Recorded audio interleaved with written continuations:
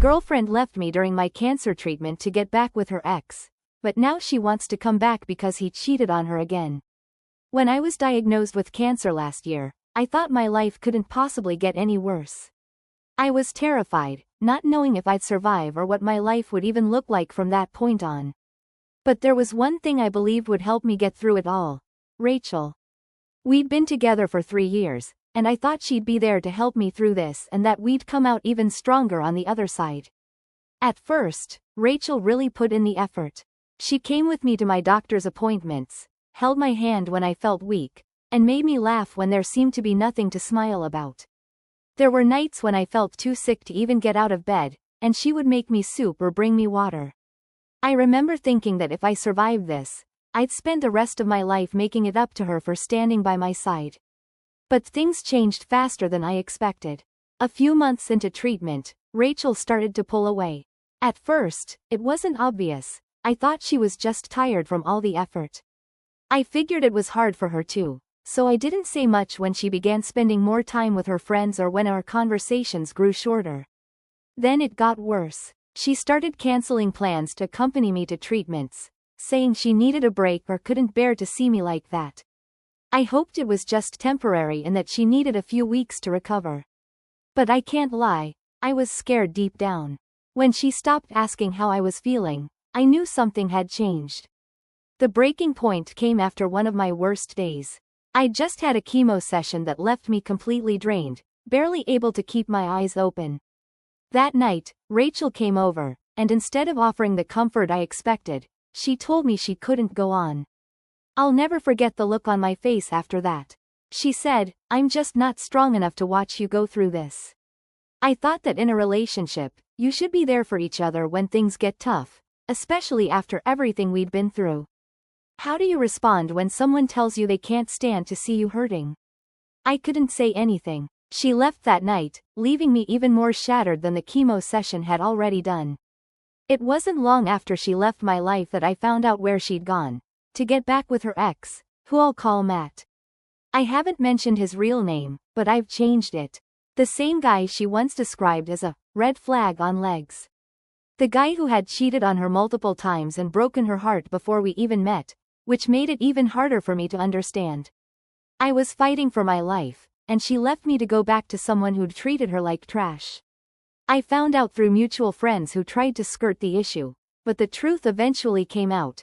Rachel and Matt had moved back in together. I remember sitting there, listening to that news. My friends didn't want to tell me so I wouldn't feel even worse, but between my treatment and my daily routine, I didn't need any more news like that. Although I also felt I needed to know. Not only did they break my heart, but I was humiliated, too. There were nights I couldn't sleep, just thinking about it all. I kept asking myself if I'd done something wrong, if I'd missed a sign. But the truth is, I didn't. I was sick, that's all. And she just couldn't handle it. Over time, I stopped trying to understand it, stopped worrying about it, and started healing, at least mentally. I had no choice but to focus on getting better. I couldn't afford to waste energy being angry or resentful while I was fighting something far tougher. I have to thank my family and friends because they stepped in to take care of me and support my treatment when I had to focus on both my mental and physical health. I'll admit, I wasn't the easiest person to deal with. Feeling so weak and everything I went through didn't exactly make me the most positive person in the world, but I tried. And I'm grateful they made the effort with me. That's how you discover that people are truly worth it in your darkest moments. I'll never forget that. As time passed, I realized I was stronger than I thought. When I finished my last round of treatment and heard the word remission, I cried, not just because I'd survived cancer, but because it felt like a huge weight had been lifted off my chest. But that brings me to why I'm writing this now. I know this isn't a cancer survivor subreddit, so my story isn't just about that. A few weeks ago, I heard by chance that Matt had cheated on Rachel again. Apparently, she hadn't expected it. She thought they had worked things out. It was surreal. She left me at my lowest for someone who'd already let her down, and now she was shocked that he'd done the exact same thing again. To be honest, I didn't feel any sympathy for her. It was more like a sense of vindication, not because I wanted her to suffer, but because it confirmed what I already knew. She made her choice, and it was the worst one she could have made. I might have accepted her leaving if it was just about her not being able to take care of me, but going back to her unfaithful ex is something that should never be done. I didn't think it was my responsibility to fix the mess she made of her life. I thought that would be the end of it, that I'd hear about her drama from afar and move on with my life. But then she reached out. Last week, out of the blue, I got a message from Rachel. It had been about 2 weeks since she left Matt when I got that first message. A message that, if you ask me, reeked of desperation, like she had nowhere else to turn. It started with, "Hi, I know I don't deserve a reply, but I've been thinking about you." Then she said she was sorry, that she realized she'd made a mistake and that she left because she was scared. She said she never stopped loving me and that she wanted to talk. I didn't respond. Since that first message, she hasn't stopped trying to contact me. She's been sending me messages almost every day, apologies, memories, texts about how much she misses me. She even asked if we could grab a coffee to clear the air. I'm not stupid. I know why she's come back. She's not reaching out because she suddenly remembered that she loves me. She's doing it because she's got nowhere else to go. Matt did what Matt always does, and now she's alone. And I get it. No one wants to feel abandoned or unloved. But it's ironic, because that's exactly how I felt when she left me. Part of me wanted to respond with something that would make her feel awful, telling her to stay out of my life forever and a whole lot more. But another part of me was conflicted. I won't lie, there was a time when I loved her so much I'd do anything to win her back. But I've changed. I'm not the same person who begged her to stay that night. I survived cancer, rebuilt my life, and I'm sure I can't, and shouldn't, let her come back after everything she put me through. In the end, I sent her a simple message. I need you to leave me alone. Please respect that. She tried to argue, but I didn't reply. I don't think I'm asking too much after what happened. I deserve someone who doesn't abandon me when times get tough. Rachel may be sorry, but being sorry doesn't undo everything that happened, nor does it erase the pain. And it sure as hell doesn't prove that she wouldn't run away again. I know Matt has treated her like trash, again, which isn't a surprise to anyone, not even her. But accepting her back would be like letting myself be treated like trash. I'm not her, and she's not Matt. That dynamic between us isn't going to happen. I hope she understands, and that this allows me to close this chapter of my life. A chapter that, being tied to cancer, is all the more painful. Every memory of it, especially the bad parts, is now linked to that struggle. Update 1. Thanks to everyone who supported me. Yes, my cancer is still in remission, but I have to get regular checkups. Still, I stay positive. Back to the topic of Rachel. After telling her I needed to be left alone, I thought that would finally close that chapter. But if you're reading this, you know I was wrong. Instead of giving me space, she ramped up her attempts to get in touch. She started contacting people in my circle, mutual friends, acquaintances, trying to find another way to reach me. At first, I didn't hear much about it because most people knew our story and respected my boundaries, so they were smart enough not to bother me with it. But then I got a message from my friend Jake with something he thought I needed to know, and I was shocked at how low things had gotten. Apparently, Rachel had told some people that she left me because I was emotionally shutting her out during my treatment, completely twisting the situation to make herself out to be the victim. That's when I really realized that Rachel didn't care about apologizing or trying to rekindle anything. She was rewriting the past to justify what she did, making sure she wouldn't come off as the bad guy. And for some reason, that hurt almost as much as when she left me. I decided to handle it without direct contact with her. I reached out to the people who'd heard her side of the story and shared the truth. Not because I was looking for sympathy or trying to win some moral victory, but because I couldn't stand the idea of her roaming around, acting like some tragic figure who had no choice but to leave me. Luckily for me, most of the people I spoke with admitted they felt she wasn't being honest. Her story didn't add up, and even some of her closest friends knew she was distorting the truth. That made me feel a bit better. I was worrying about something that wasn't even that important after all. But then something clicked in my mind. She'd been playing this game for far longer than I realized. I started reflecting on our relationship, not just the breakup, and I noticed things I hadn't seen before. Little moments when she'd subtly play the victim, like complaining to mutual friends that life wasn't fun anymore because I was always exhausted from treatment, or saying she felt trapped by the situation. At the time, I thought she was just overwhelmed, but now I could see it was part of a bigger pattern. 2 days later, I got another unexpected call, this time from a mutual friend, Paula. She'd always been closer to Rachel than to me, but we'd maintained a cordial relationship. Paula asked if I had a minute to talk, and she sounded uncomfortable.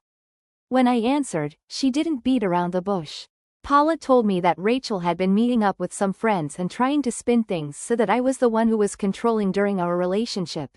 That I made her feel suffocated during my treatment. I don't even know how to describe what I felt.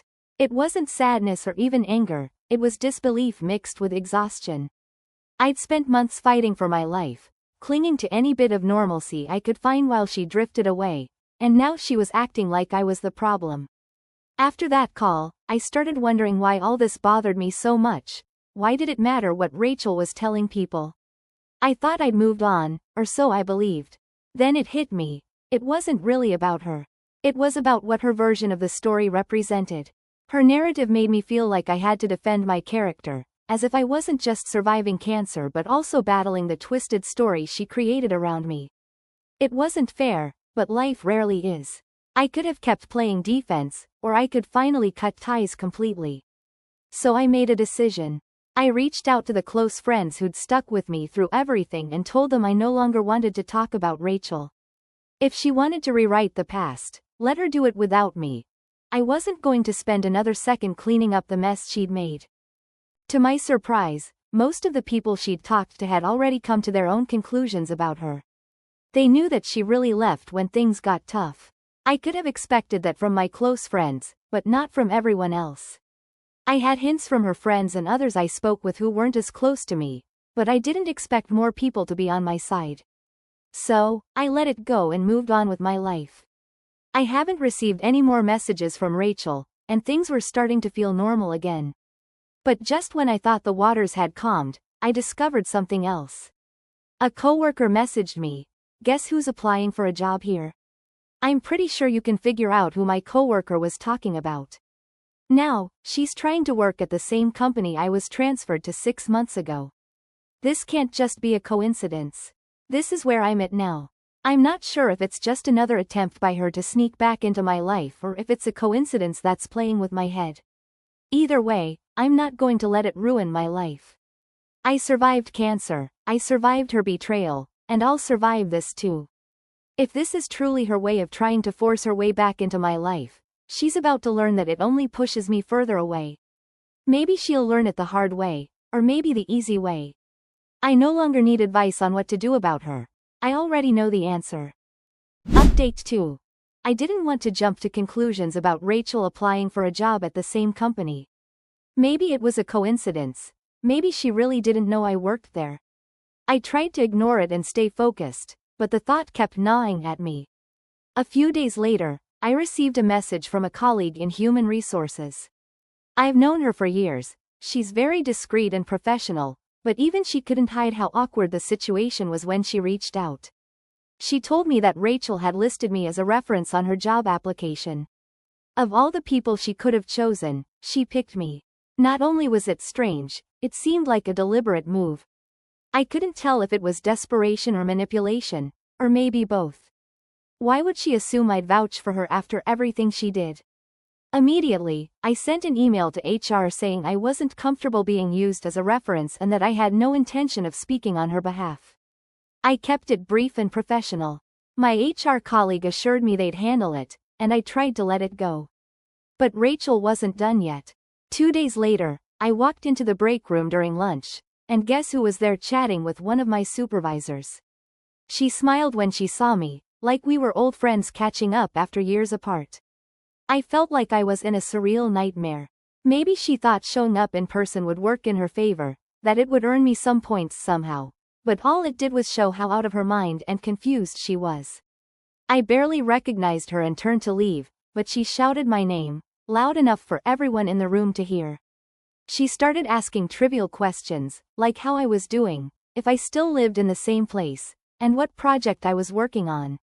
Everyone was watching, trying to figure out why this stranger was acting so familiar with me. I answered briefly and neutrally, just trying to get through the encounter. When I finally left the room, I overheard her telling someone that we used to be very close. I was furious. She wasn't there for work, she was there to insert herself back into my life. Later that day, I spoke with my manager and explained the situation. No need for every detail, just enough so he understood why I needed boundaries. To my relief, he was understanding. He told me that Rachel's application wouldn't move forward and that I wouldn't have to interact with her in any way. But Rachel didn't take rejection well. The next day, she reappeared in the building. Not for an interview, but just. I'm not sure how she got past security, but she was loitering in the hallway near my office. I ran into her when I had to attend a meeting, and as soon as I did, she tried to stop me. This time, I didn't keep my cool. I told her straight up that she needed to stop. I wasn't trying to get an apology, she was forcing her way back into my life and making things worse. I told her that she had to leave immediately, or we'd call the police, and that I was about to report her to security. After that incident, I filed a formal report with HR and informed security of what happened. I wasn't willing to take any risks. I'm even considering taking it a step further, maybe even getting a restraining order. Though, for now, HR's response is enough for me. That same night, I received a long message from Rachel on social media. She said she didn't realize how much she was upsetting me and that she was just trying to fix things.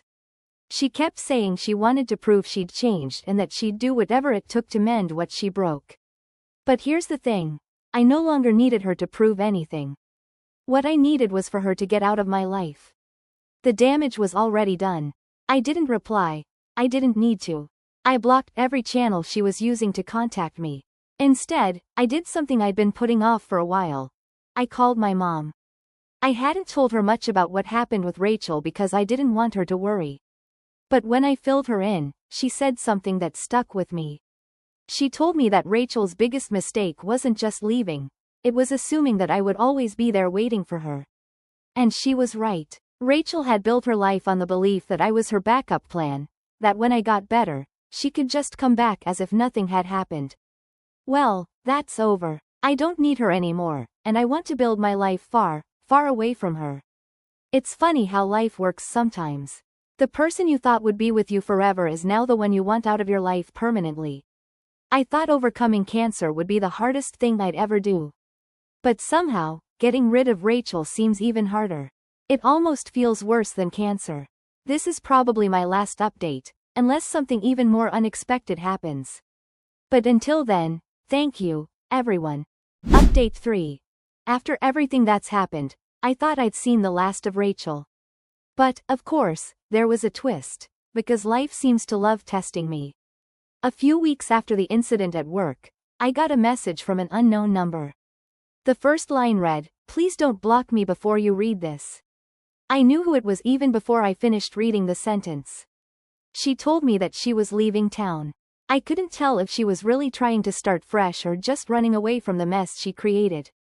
Apparently, she'd accepted a job in another city, several states away. She wanted to say goodbye and apologize one last time. She wrote about how she didn't know how to live with the guilt of what she'd done, how she felt like she'd not only ruined our relationship but also herself in the process. For a brief second, I almost felt sorry for her. But the word is, almost, she's very good at manipulating people. Not good enough, though, to make me forget everything that happened. That memory brought me back to reality. All Rachel ever wanted was for me to tell her she wasn't a bad person so she could move on without that burden. But she is a bad person. She'll have to learn to deal with that, but that's not my problem, and I'm not going to make things any easier for her. At least that's kept me from filing for a restraining order. I might try that eventually, but I'm not sure a judge would take her into account since she's already moved away. Right now, I'm focusing on the future. I've started going for morning runs, and I'm planning a trip to run a half marathon in a few months. Well, the marathon is the perfect excuse for a getaway. Got me hooked. Edit. The place I'm traveling to for the marathon isn't where Rachel moved.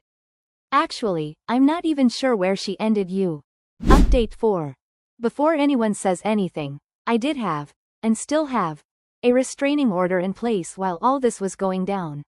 I mention it because many comments noted that my ex was showing some concerning behavior, so I applied for one.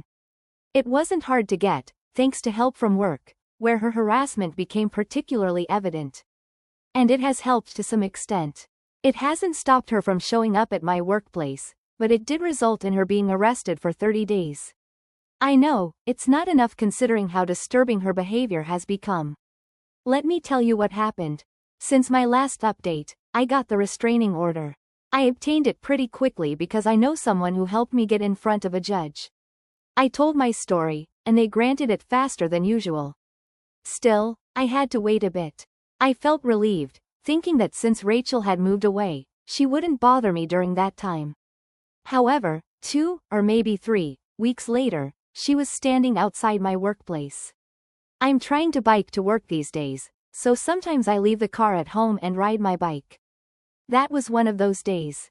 She recognized my bike. I've had it for a long time, even though I haven't used it much lately. And if her previous behavior was disturbing, this was even worse. She was leaning against the bike, clearly trying to stop me from getting on and speeding off. But she wasn't far from the door, so I signaled security to come over. They weren't the same people as during her previous visit because the company had changed the security staff. Still, they were aware of my restraining order and my story, so they called the police when they saw my signal. I told her that I thought she was in another city, and she replied that she had regretted her decision and planned to stay. By then, I knew it was all a lie. She was deliberately stalking me, to the point where I feared she might have a knife or something similar. So, I backed away. She stayed there, still leaning on the bike, probably trying to block my escape and keep me within reach. I slowly moved towards the building entrance, not caring anymore if my bike was at risk. I cared about my own safety. I went inside and waited for the police. She remained outside on her bike, watching me. And it wasn't just a casual glance, it was unsettling. Finally, the police arrived, and I went out to show them my restraining order and explain the situation. They confronted her with questions, and eventually, they took her away. My lawyer informed me that she's been given a 30-day arrest. She wasn't carrying any weapons or anything of the sort, which is standard for a first offense under a restraining order. Sure, it's not the same as her not being around at all, but considering she could have hurt me, the order did serve a purpose. Now, my worry is about what happens in 20 days when that 30-day period is up. I've spoken with her friend, the one who helped me, and she told me that Rachel has been acting strangely lately. I think it's time I install cameras and an alarm system at my place to feel safer. Update 5. Thanks for all the concern. I've already installed cameras and an alarm at my place. I even got advice on which cameras to choose and where to put them. You can tell there's a lot of expertise here. I never moved from my old house since I own it. If I were renting, I probably would have left a long time ago. You can probably guess where all this is heading, and I expected it too. However, nearly a month after her 30-day sentence was over, I started hearing from Rachel again. Last night, around 11 p.m., shortly after I went to bed, I heard noises and the alarm went off. When that happens, the security company that installed the system calls the police to check things out. Meanwhile, I was trying to figure out what was going on. It all seemed normal, until I checked the doorbell camera. I saw a bald person standing just a few steps from the door. I asked who it was, and as they got closer, I could see their face clearly. It was Rachel. She had shaved all her hair off and asked if I liked her new look. She said it was her way of showing solidarity with me for everything I'd been through. I didn't say another word. I just waited for the police to arrive or for her to leave, whichever came first. Eventually, the police showed up, and she was arrested once again. I'm not sure what the consequences will be this time, but I called my lawyer this morning and he reassured me he'll do everything he can to keep her away. Now there's a lot more evidence against her, not just for violating the restraining order. So, all I can do is wait. At least I feel somewhat at ease knowing she's detained and can't come near me for a while. Still, I'd love to find a permanent solution to all this. I'll update you when I know more. Update 6. Things seem to be coming to an end, or at least towards some kind of resolution. I know it's been a long time, but I've been dealing with everything and didn't have concrete news to share until now. Don't worry, my ex hasn't thrown me to the alligators. As I mentioned before, she not only violated the restraining order again, which on its own could have landed her up to 6 months in jail, but she also attempted to break and enter, which adds even more time to her sentence. The resolution ended up being that she's been admitted to a psychiatric center, since it was clear from our recent encounters that she wasn't in a good mental state. In addition, the police searched her place and found disturbing things, cut out photos of me and even some kind of ritual involving my picture. From what I understand, besides dealing with the betrayal from her ex, she had also been abused. That might explain part of her behavior. Another incident involved a psychotic break while she was detained, during which she tried to harm herself. Because of that, she was hospitalized, as she isn't stable enough to be around the general prison population. Even so, when she eventually gets discharged, if that ever happens, she'll still face potential charges for everything she's done. In total, her sentence is 5 years. She might serve part of that time in the mental institution and the rest in prison, or possibly the entire sentence in the institution if she never gets discharged. So, is this the long-awaited end? I know that in 5 years, all this might happen again, but 5 years is a long time, and I'm not sure if I'll still be living here or if I'll have become the world's best marathon runner by then. I'm leaning toward the former. Either way, I have plenty of time to figure out what I'll do with my life, especially when it comes to Rachel. I still can't thank you all enough for everything you did, especially during my earlier posts when you were such a huge help. The advice on cameras and alarms has been invaluable. Who knows, I might even add value to the house when I sell it, assuming the next owner doesn't have an ex as stalker-ish as mine.